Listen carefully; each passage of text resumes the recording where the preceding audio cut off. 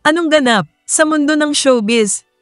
Sumasailalim ngayon sa chemotherapy treatment si Doc Willie Ong matapos madiskubre na mayroon siyang inoperable na cancer.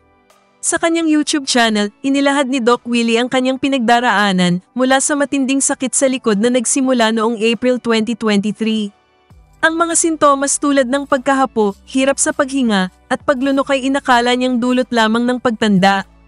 Noong August 2023, nang lumala ang sakit, agad siyang dinala sa ospital kung saan nadiskubre na may malaki ng bukol sa pagitan ng kanyang gulugad at puso. Ang bukol, na may sukat na 16 by 13 by 12 cm, ay hindi maoperahan at tinukoy na sarcoma cancer na nagmula sa nerves. Hindi agad natukoy ang bukol kahit nagpa-ultrasound si Doc Willie dahil nakatago ito.